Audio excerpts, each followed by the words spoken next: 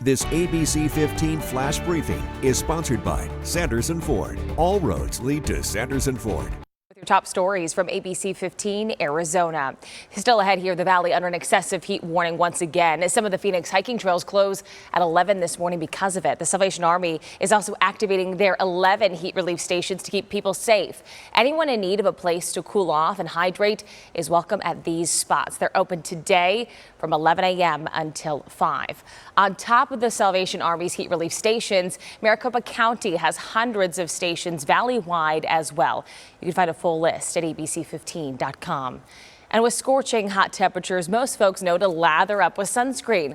With all those options at the store, what is actually best? A local dermatologist telling us all sunscreens over SPF 30 are very similar in their effectiveness and said reapplying a coat frequently is far more important than using higher SPF. He also says it is important to apply even in your younger years as decades of sun accumulation can contribute to skin cancer risk. The dermatologist recommended looking for sunscreens which include zinc in its ingredients. Most sunscreens are similar in protecting against UVB rays, which cause skin cancer. But there's only one ingredient which protects against 100% of UVA rays, which cause aging of the skin and wrinkles, and that's zinc oxide. We also spoke with an ASU professor studying sunscreen's impact on the environment. He says that during busy tubing days, they could see a spike in the chemicals found in sunscreen in the Salt River.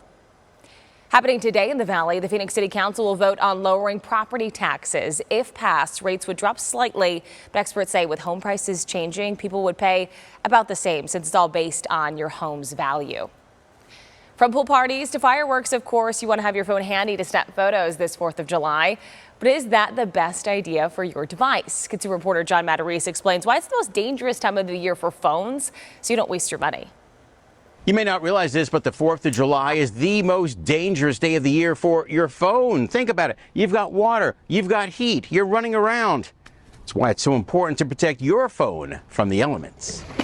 This is what makes the 4th of July a risky day for your devices. Phones left out in the heat on 80 or 90-degree days. Then there's this.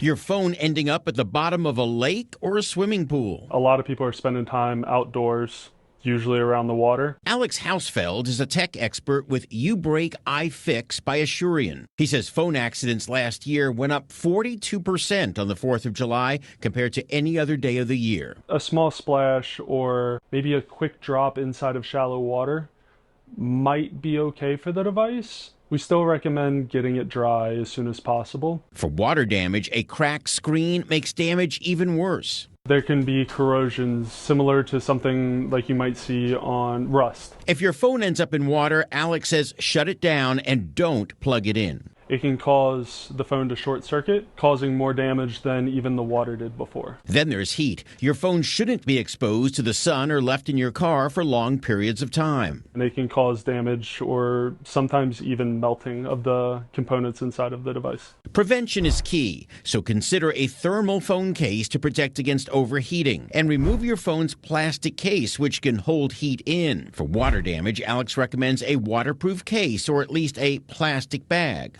Lastly, skip the rice, which is not a long-term fix. So the bag of rice won't dry out the inside of the phone? Correct. Instead, get help from a local repair expert who can take your phone apart and dry it out correctly. That way you don't waste your money. I'm John Matarese.